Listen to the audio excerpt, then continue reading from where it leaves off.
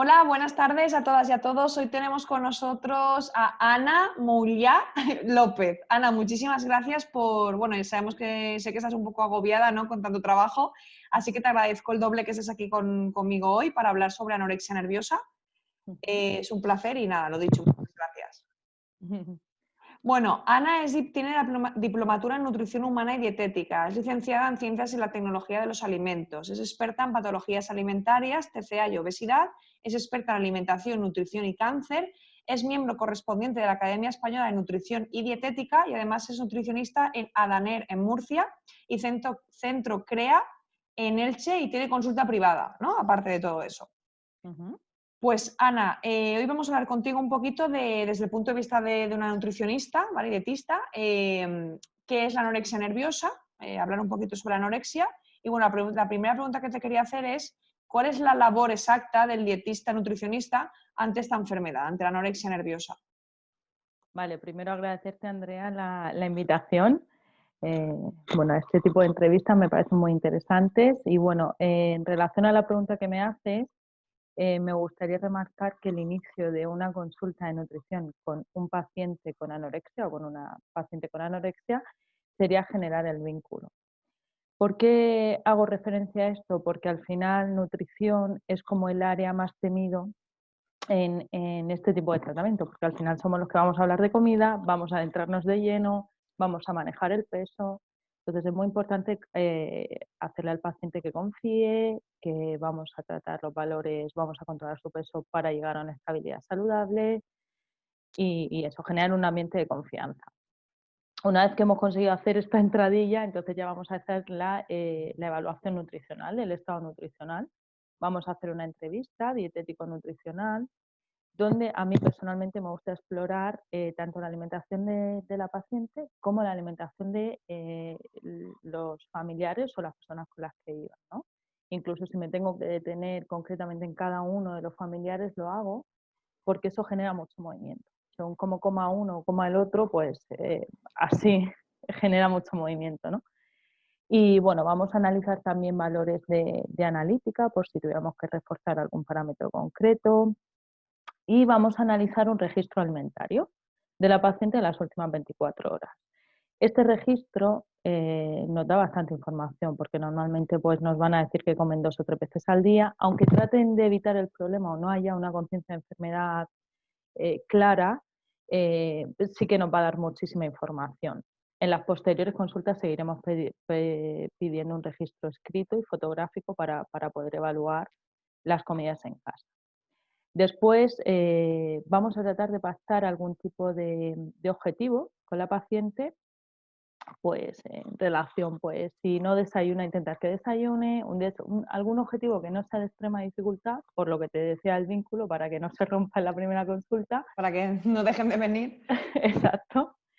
Algún tipo de objetivo pactado, pero que ya enganche ya el tratamiento, porque al final lo que queremos es estabilizar valores positivos.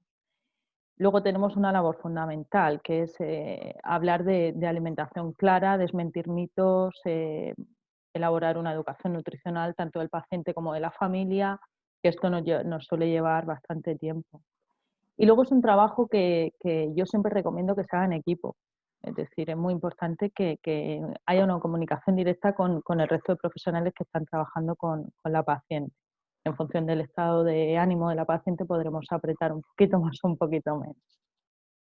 Y Ana, te quería preguntar, ¿qué pueden hacer unos padres? ¿No? Porque, a ver, normalmente, corrígeme si me equivoco, la anorexia nerviosa suele aparecer en la adolescencia, ¿no? Que es cuando, más o menos, que es Ujú. cuando más comúnmente en las chicas, ¿no? En las mujeres, que es cuando, pues eso, empieza la presión social del cuerpo y demás, el querer estar guapas, el querer estar delgadas. ¿Qué pueden hacer los padres que empiezan a encontrar que su hija o hijo empieza a tener un proceso de anorexia nerviosa? ¿Cómo pueden ayudar en ese aspecto los padres? Esta pregunta es muy interesante porque la familia es importantísima en el funcionamiento. Entonces, bueno, lo primero es que los padres tienen que tener claro qué es la anorexia, qué es esta enfermedad y cómo es el tratamiento. Que el objetivo no es comer y punto. O sea, que hay una base detrás que puede ser bastante grande y que hay que trabajarla, ¿no? Luego tienen que formar equipo, tanto si los padres están separados como están juntos. Yo siempre pido que ante esta enfermedad hay que estar unidos y tenemos que trabajar todos de la mano, todos en el mismo barco. No deben utilizar nunca la comida como un premio o un castigo, es decir, si te comes la comida, te dejo el móvil, si no te la comes, te quito el móvil o no sales, porque al final la comida se convierte en una herramienta negativa en ese sentido, es como, no se puede utilizar como arma. También pedimos que se cumplan las pautas. Nosotros tratamos de dar las pautas totalmente puntualizadas, súper aclaradas, para que se cumplan en casa y nunca, aunque veamos el sufrimiento de la chica o el chico que sufre esta enfermedad, nunca dejarnos llevar por el síntoma, porque si no estaríamos haciendo alianza con la anorexia. Y como hagamos eso, estamos perdidos. Entonces, siempre muy firme frente a la enfermedad, teniendo claro que en ese momento quien habla no es su hijo, sino la enfermedad de su hijo, y que es importante no negociar. Si te comes el primer plato, te quito parte del segundo, no hacer ese tipo de cosas, ¿no? Tratar pues eso, formar equipo con nosotros.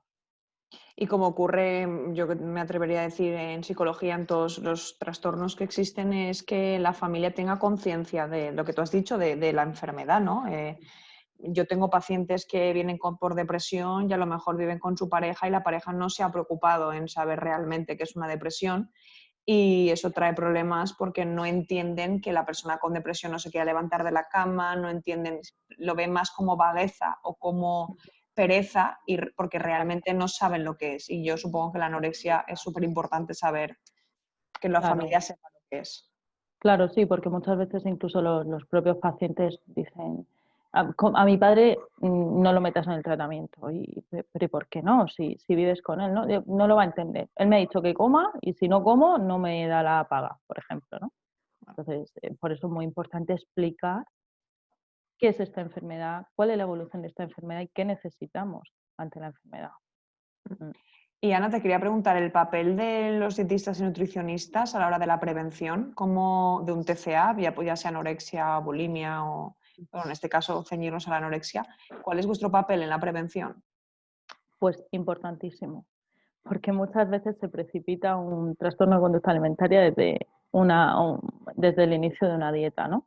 Entonces, es muy importante que cuando venga, por ejemplo, un adolescente, como bien has dicho al inicio, empieza a aparecer en la adolescencia, ¿no? Entonces, cuando viene un adolescente, una chica a pedir que quiere bajar de peso, nuestra labor, una vez hecho el estudio, debería ser indagar por qué viene a solicitar ese servicio, porque si es una chica que tiene un normopeso, probablemente haya algo detrás. Y no somos nosotros, en este caso los nutricionistas, quien deberíamos de abordar ese problema, sino quizá derivar a un tratamiento más específico, a un psicólogo que pudiera abordar la situación y después introducir lo alimentario.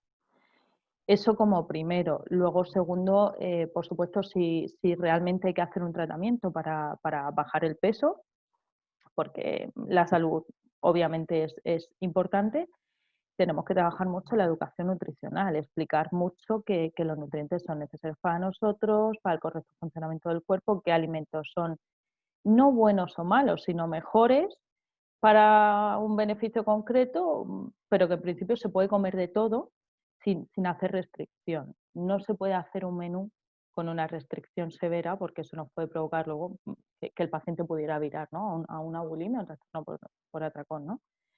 Entonces nos toca mucho trabajar la alimentación, además con argumentos que se sostengan basados en evidencia científica, ¿no? Y desmentir todo aquello que te traen a consulta que, por desgracia, hoy en Internet que tanta información da, y más con la operación bikini que tenemos ahora y todas este tipo de dietas, ¿no? Tratar de dar una información lo más real posible. De Luego hecho, también... perdona, que quería que habías terminado. Y luego, bueno, intentar, pues eso, que las dietas no fueran muy restrictivas, que pues, se pudiera comer de todo y tampoco, si el paciente no responde, no echarle una bronca, por decirlo de alguna manera. La semana no has perdido peso, no tenemos que meter caña, ¿no? Vamos a interesarnos por qué nos ha producido esa pérdida de peso, qué está pasando, porque, bueno, pues que muchas veces hay algo detrás. Respecto a lo que decías de Internet, de lo que acabas de decir, yo me acuerdo hace años, no sé si aún existe eso, una página web que había varias, que era Sí. sobre enseñando a las chicas, ¿verdad? A cómo... Proana y Promía. Exacto, mira, no me acordaba, lo vi en la universidad, Proana y Promía, eso sigue existiendo a día de Pues hoy. es que sí que es verdad que algunas páginas se persiguen y se consiguen cerrar, pero se reabren con otros nombres. Pues Incluso para que lo claro, para sepa la gente que nos va a ver este vídeo, que son psicólogos en formación, que sepan que existen unas páginas web, o existían, ¿no? Que eran para promover a las chicas, ¿no? A las chicas adolescentes que visitaban las páginas, enseñarles cómo perder peso, efectivamente. cómo meterse los dedos en caso de que sea bulimia, cómo... Y eran Cómo muy, muy esconder, importantes. cómo manipular, cómo Sí, sí, conseguir al sí. final el objetivo, ¿no? de esa pérdida de peso. Incluso, no estoy muy segura, pero me parece que una paciente nos habló de un grupo de WhatsApp Ostras, también. pues Información ya más directa imposible. sí, sí, hay que ir con mucho Entonces, cuidado en ese hay sentido. que trabajar mucho en este sentido. Sí. Y Ana, para terminar, ¿nos podrías contar brevemente un caso que hayas tenido de alguna paciente que puedas contarnos, pues eso, cómo llegó a la consulta, su evolución, cómo ha terminado? Ujú. Sería muy Pues mira, interesante. te voy a hablar de una paciente que tuve hace años. Llegó a consulta, una chica de 18 años que viene a consulta porque decía bueno, que al comer le sentaban mal los alimentos, que en principio ella era vegana, comía de todo, o sea, de todo lo que le permitía ser vegana, pero que algunos alimentos pues que le sentaban mal, pero que a ella le encantaba comer y que no entendía. Luego también se quejaba de la caída del pelo. Nunca manifestó especialmente cansancio, pero lo curioso es que a primera vista se veía una extrema delgadez, se le veía vellito en la zona de la cara, que suele aparecer cuando hay unos valores de masa grasa bajísimos, ¿no? Al final, cuando hay una extrema delgadez, el cuerpo genera barreras de protección y en este caso sería el vello, ¿no? Para controlar la temperatura corporal. Se observaba las manos amarillentas, y algunos otros síntomas, todo esto mientras que ella estaba hablando y yo estaba analizando, algunos síntomas como sequedad en la piel, labios muy cortados. Entonces, bueno, yo hice mi historia clínica, me hice la valoración nutricional, pero ella no reconocía en ningún caso tener restricción alimentaria, ni vómitos, nada. Lo único que me dijo que sí que caminaba mucho porque no tenía coche y entonces se desplazaba andando. Entonces, bueno, me explicaba que después de las comidas no hacía reposo porque se tenía que ir de un sitio a otro, pero todo como muy normal, ¿no? Entonces, en este inicio ya se puede empezar a valorar si hay poca conciencia de enfermedad o nula conciencia de enfermedad o si realmente la paciente está jugando a esquivar, ¿no? Al pesarla se observan 38 kilos, un IMC de 14, entonces automáticamente cuando vemos eso vemos que son criterios de ingreso, se le explica a la paciente y la paciente realmente lo que pasó fue que se levantó, se enfadó conmigo, se levantó y bueno, me dijo que yo no estaba atendiendo realmente sus necesidades, que ella había venido porque le sentaba mal un alimento y que yo de repente la quería ingresar. Cuestionando un poco pues en Con mi trabajo. profesionalidad, sí. Exacto. Y nada, se fue. A los pocos días vuelve y dice que va a ingresar porque la familia le ha insistido, pero que ella va a ingresar por eso solamente, que no cree que tenga ningún tipo de enfermedad, ni muchísimo menos la que se le está diciendo que tiene, ¿no? El diagnóstico que posteriormente se hizo el psiquiatra. Y bueno, pues a los meses salió de UTA, de la unidad de trastornos alimentarios, inició centro de día, que es el siguiente paso. Ahí hicimos una intervención nutricional que costó mucho, nos peleamos mucho, costó muchísimo, pero bueno, al final empezó a alcanzar valores más saludables, nuestra relación cambió totalmente hasta el punto que, bueno, al final fue tremendamente agradecida, reconoció. Llegó a tener conciencia de enfermedad entonces, en algún momento. Efectivamente, en todo ese proceso llegó a tener conciencia de enfermedad y bueno, pero al inicio no, ella llegó y ella no imaginaba que le podía pasar ni parecido, vamos. Pero al inicio estaba mintiendo, realmente comía todo No, lo que decía, no mentía. no, sí, ella Mentía. Vale, vale. sí, mentía, pero no era consciente, o sea, ella te decía que comía berenjena, mucha berenjena, y a lo mejor eran 3 tiras de berenjena, para Ya. ella le parecía mucho, ¿no? Pero realmente no había una conciencia de enfermedad elaborada, ella no sentía la enfermedad, no creía que estaba enferma. Pero bueno, después de todo el proceso y ya te digo, de mucha batalla en consulta, al final pues mirando hacia atrás decía, madre mía, cómo llegué yo aquí y cómo me voy, ¿no?